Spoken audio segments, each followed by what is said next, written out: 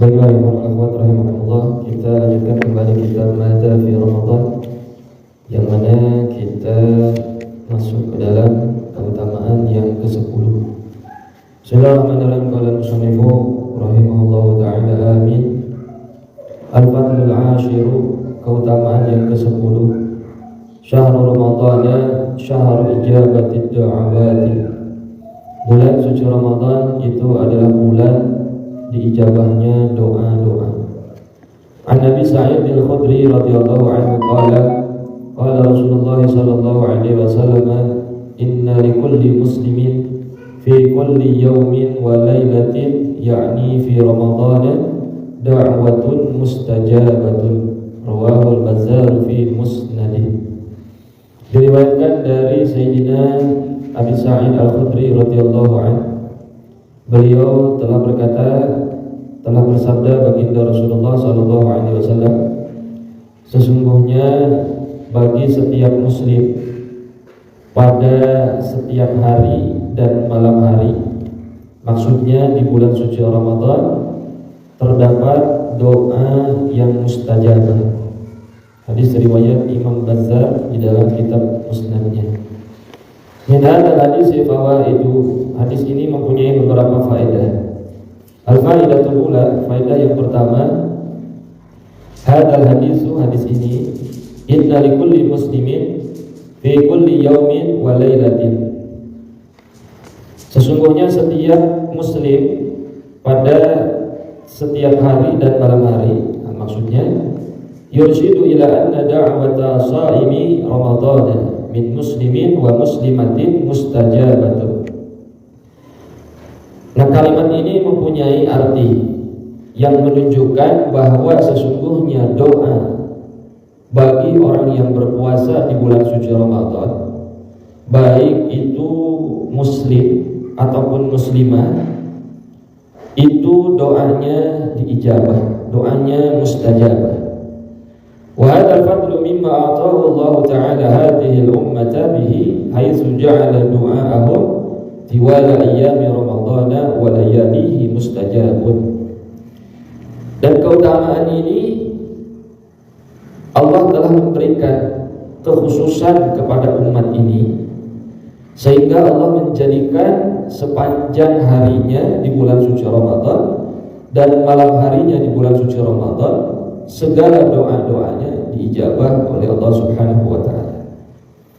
Jadi di bulan suci Ramadan, baik itu siang hari, sore hari, pokoknya sepanjang hari itu di bulan suci, termasuk malam harinya, kita berdoa, yakini pasti Allah akan mengijabah kepada doa-doa kita. Itu yang mesti diperhatikan. Illa annahu yata'akkadu ad-du'a 'inda al-iftari li hadits inna li-sha'imi 'inda fitrihi la da'watan ma turaddu. Terkecuali sesungguhnya bisa dipastikan, atau ada riwayat yang lain, ada doa yang pasti diijabah oleh Allah itu ketika berbuka. Nah, jadi ketika berbuka puasa, kita berdoa kepada Allah, doa yang kita lantunkan, doa yang kita ucapkan pasti diijabah oleh Allah Subhanahu wa ta'ala. Nah, ini berdasar kepada satu hadis Rasulullah sallallahu alaihi wasallam, sesungguhnya bagi orang yang berpuasa ketika berbuka, segala doanya tidak akan pernah ditolak. Nah, jadi ketika membuka itu doa dulu. Nah, makanya kan kita kasih doa sebelum buka itu. Nah, itu faedahnya, keutamaannya luar biasa. Nah, setelah itu ya doa secara pribadi, kita mau minta apa, minta sama Allah. Jangan ragu untuk minta sama Allah. Manfaatkan betul waktu yang begitu agung ini. Insya Allah segala doa-doa yang kita lakukan, yang kita ucapkan, pasti akan diijabah oleh Allah Subhanahu wa ta'ala. Wa haditsin as-sha'im la turaddu da'watuhu hatta yuftira. Dan juga ada satu hadis, orang yang berpuasa itu doanya tidak akan ditolak sampai berbuka. Jadi ada riwayat hadis yang lain, orang yang berpuasa itu doanya tidak akan pernah ditolak sampai berbuka. Apa arti? Waktu kita puasa ba'da subuh sampai menjelang maghrib. Nah, waktu-waktu itu waktu-waktu mustajabah doa. apa aja doa minta, yang banyak sama Allah. Jangan dibatasi doa itu, minta apa aja yang kita inginkan, yang mungkin menurut akal kita, menurut pikiran kita, doa yang kita ucapkan itu sesuatu yang mungkin kayaknya Allah nggak ngabulin. Nggak, jangan begitu. Nggak boleh kita ragu ketika berdoa kepada Allah. Jangan pernah kita merasa takut untuk berdoa kepada Allah. Minta aja apa aja. Makanya minta sama Allah itu perkara-perkara yang besar. Jangan yang remeh-temeh, jangan yang kecil-kecil. Minta apa saja. Minta jadi orang kaya gitu. Minta rumahnya mewah, boleh-boleh aja minta gitu. Namanya juga doa kan. Minta sama Allah. Allah tuh paling senang kalau diminta. Makanya kita tuh alangkah sombong kalau nggak mau berdoa, nggak mau minta sama Allah. Rugi kita. Makanya kan Allah memerintahkan kepada kita, ud'uuni astajib lakum. Berdoalah kalian semua kepadaku, niscaya aku pasti akan mengijabah terhadap doa-doa kalian. Nah, ketika Allah memerintahkan begitu, yakini, imani, percaya bahwa Allah pasti akan mengijabah pada doa-doa kita. Jangan pernah kita husnuzon sama Allah, buruk sangka sama Allah, nggak boleh. Sangkaan-sangkaan yang jelek itu dibuang jauh-jauh, jangan. Tapi kita harus yakin minta sama Allah. Itu yang mesti kita perhatikan. Akhrajahu Tirmidzi wa hasanahu. Hadis ini riwayat Imam At-Tirmidzi. Wal Imam Ahmad fi Musnadih, dan juga hadis riwayat Imam Ahmad dalam kitab Musnadnya. An Sayyidina Abi Hurairah radhiyallahu anhu, dari Sayyidina Abu Hurairah radhiyallahu anhu. Itu faedah yang pertama. Al-faidah tsaniyah, faedah yang kedua, ada hadis ini da'watun mustajabatun. Nah, maksudnya bagaimana doa-doa itu mustajabah? Yadullu ala anna du'a as-saimi maqbulun la yuradduhu Allah Ta'ala. Nah, ini menunjukkan bahwa doa bagi orang yang berpuasa itu makbul, pasti diterima. Dan Allah tidak akan pernah menolak doanya orang yang sedang berpuasa. Nah, jadi doa yang banyak. Karena Nabi mengingatkan kepada kita, ad-du'a'u silahul mu'minin. Doa itu merupakan senjatanya bagi orang-orang yang beriman. Jadi senjata yang paling ampuh bagi orang beriman itu doa. Ya, karena dengan doa segala sesuatu yang mustahil bisa menjadi kenyataan. Segala sesuatu yang menurut kita tidak mungkin bisa menjadi mungkin berkat doa itu. Nah, maka ketika kita berdoa pun kita mesti tahu tata cara berdoa yang baik dan benar. Tata cara, adab-adab dalam berdoa. Bagaimana adab-adab di dalam berdoa yang baik dan benar? Nah, itu pahami. Kalau mau diijabah doanya. Nah, jadi dalam berdoa pun ada adabnya, ada etikanya, ada tata keramanya. Supaya apa? Supaya doa kita diijabah. Ya. Meskipun nggak pakai adab, umpama boleh nggak doa? Ya, boleh-boleh aja. Doa boleh, nggak pakai adab. Cuma ya nggak pantas ya. Kita tuh pengen permintaan kita diijabah, tapi kok cara kita mintanya aja nggak bagus begitu. Ya sama lah, contoh begini ibaratnya. Ini anak kita gitu, minta sesuatu sama orang tuanya, terus mintanya sambil marah-marah, mama. Kira-kira orang tua kalau diminta sama anaknya begitu, gimana kira-kira perasaan orang tua? Minta tapi marah-marah, minta tapi maksa gitu. Dan secara itu boleh-boleh aja, cuma tidak ada adabnya. Gak pantas minta begitu, itu caranya. Nah, terlebih kita meminta sama Allah, kita marah-marah sama Allah, pantas gak kira-kira? Kan gak pantas. Apalagi jangan sampai naudzubillah kita sampai ngancem sama Allah begitu itu. Ya Allah, pokoknya doa saya bisa dikabulin ya Allah. Kalau enggak, saya gak mau lagi ibadah sama Engkau. Lah, dikira ngomong begitu itu buat Allah rugi gak buat Allah? Enggak lah, kitanya yang rugi, yang celaka. Karena Allah gak butuh ibadah kita. Ibarat kata begitu, kita pun Allah gak diminta pun Allah tetap maha kuasa, Allah tetap maha perkasa. Iya kan? Nah, tapi kitanya yang rugi. Kita yang nggak dapat manfaat, kita yang nggak dapat apa-apa, rugi kalau begitu. Nah, itu yang mesti dipahami. Jadi pakai adab doa itu. Jadi sebetulnya setiap ibadah pun itu mempunyai adabnya sebetulnya. Jadi nggak hanya doa, sholat ada adabnya, zakat ada adabnya, puasa ada adabnya, naik haji ada adabnya. Pokoknya setiap ibadah ada adabnya. Nah, yang mana adab ini menjadi keistimewaan, menjadi nilai plus bagi seorang hamba, sehingga ibadahnya bisa diterima oleh Allah, sehingga pahalanya bisa didapatkan oleh hamba tersebut. Karena kalau Allah sudah cinta, apapun yang diminta oleh hamba pasti diberi sama Allah. Jadi kalau Allah sudah ridho, Allah sudah memberikan rahmatnya sama seorang hamba, hamba minta apa saja pasti dijabah, nggak akan pernah ditolak sama Allah. Nah, maka raih kecintaan Allah itu, dapatkan keridhaan Allah itu.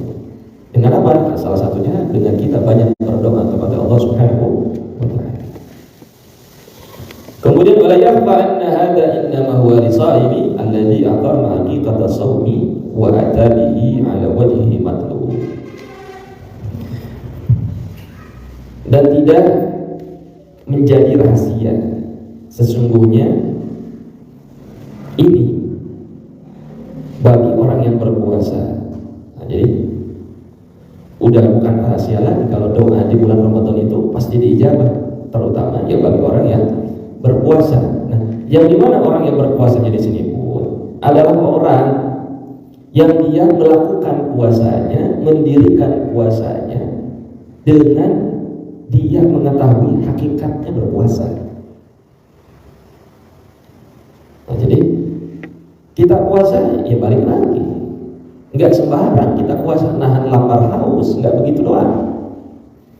Tapi kita perlu tahu bagaimana cara kita puasa secara hakikat yang betul itu yang bagaimana sih, yang sehingga dengan puasa itu menjadikan puasa kita diterima, doa-doa kita diijabah, kita mendapatkan rahmatnya Allah, mendapatkan ampunannya Allah. Nah, puasa yang bagaimana? Nah, itu balik lagi. Nah, sehingga kalau seorang hamba dia memahami hakikatnya berpuasa dan kemudian dia mendatangkan dengan hakikat berpuasa tersebut semata-mata karena Allah Subhanahu wa ta'ala. Ya. Jadi ketika kita berpuasa, pahami hakikat kita berpuasa itu buat apa? Untuk siapa? Nah, itu mesti dipahami. Yang pada intinya kita berpuasa harus semata-mata karena Allah Subhanahu wa ta'ala. Ikhlaskan kita berpuasa karena Allah. Itu yang penting. Karena dengan kita memahami hakikat berpuasa, maka segala apa yang kita lakukan, utamanya dalam berpuasa, maka puasa itulah yang akan menjadikan diri kita mendapatkan rahmatnya Allah, mendapatkan ampunannya Allah, mendapatkan kasih sayangnya Allah. Berkat apa? Berkat kita memahami hakikat kita berpuasa di bulan suci Ramadan. Nah, karena itulah sesuatu yang dituntut sebetulnya, baik oleh kita yang ingin segala apapun kita diijabah oleh Allah, begitupun dengan Allah yang menginginkan hamba-hambanya itu berpuasa dengan baik dan benar. Jadi tidak hanya sebatas menahan lapar dan haus saja. Itu yang sudah. Qala Al-Munawi fi Faidul Qadir, telah berkata Imam Al-Munawi di dalam kitab Faidul Qadir, wa inna makana du'a shaimi mustajaban li anna shauma man'un nafsi 'anis syahawati. Dan sesungguhnya doa bagi orang yang berpuasa itu mustajab, diijabah oleh Allah. Kenapa? Karena sesungguhnya puasa itu mencegah nafsu dari syahwat. Ya. Jadi dengan kita berpuasa itu mencegah diri dari yang namanya syahwat. Iya kan? Karena kan dengan puasa ya secara fisik kita kan lemah.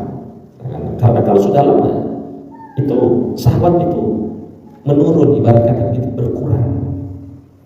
Jadi kalau kata kita mau bikin dosa begitu, udah nggak ada menanya, karena lemes badan kita kan. Tapi ada juga kok yang puasa seger aja dia bang, nggak lemes, tetap syahwatnya tinggi, ya berarti ada yang kurang di situ tuh dalam berpuasanya, ada yang nggak beres dalam puasanya. Karena kalau dia memahami hakikat puasa, puasa yang betul-betul berpuasa, dia pasti akan mampu menahan yang namanya syahwat. Ya. Dan ini sudah menjadi kebiasaannya para ulama. Ketika syahwat itu meninggi, maka salah satu ibadah yang bisa menurunkan syahwat itu yaitu dengan berpuasa. Nah, itu puasa ya. Jadi kalau mau nurunin syahwat supaya syahwatnya itu menurun, berkurang gitu ya, enggak ada mendosa maksiatnya puasa. Puasanya juga yang benar, dengan asal-asalan puasa. Fa idza taraka syahwatahu min ajlillahi ta'ala safa qalbuhu wa saluha haluhu fastujiba 'inda dzalika du'a'uhu.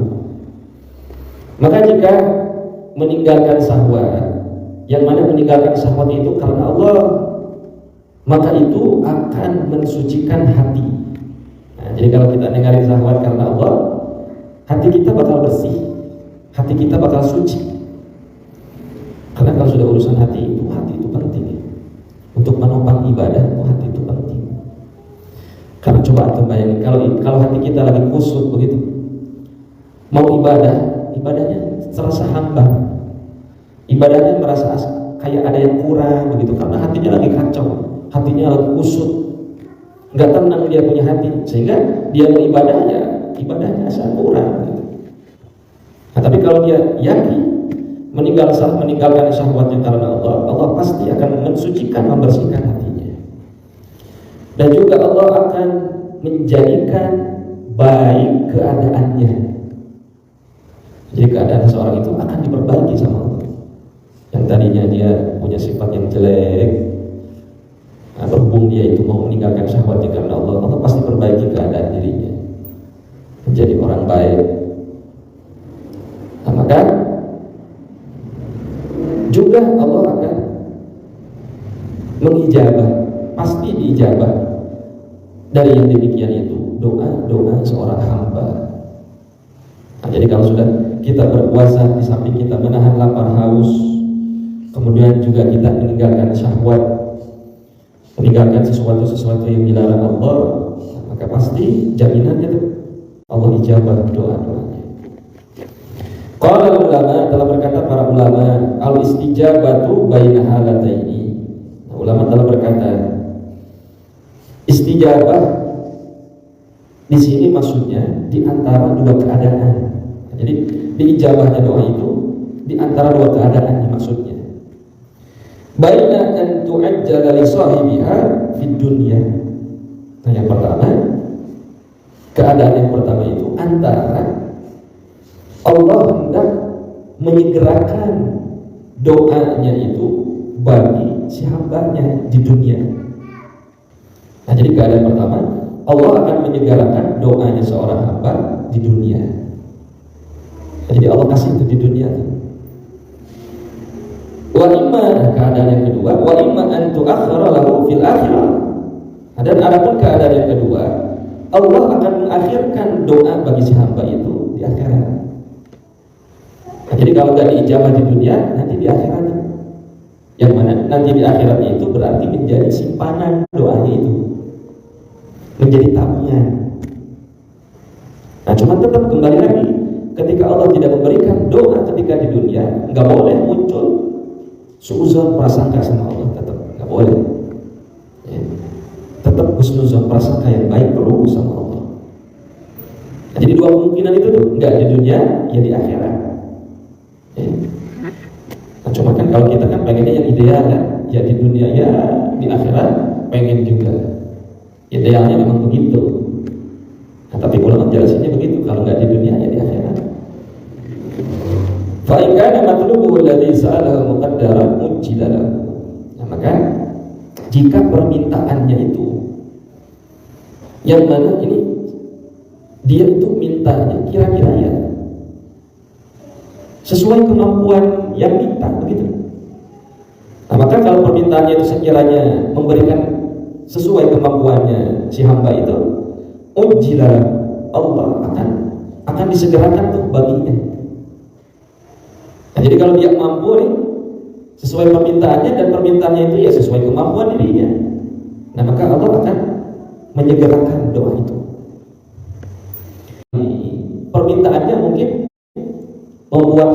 khawatir akan menjadikan berat buat dirinya, atau akan menjadikan doanya itu, permintaannya itu, dia itu menjadi orang yang tidak bersyukur kepada Allah.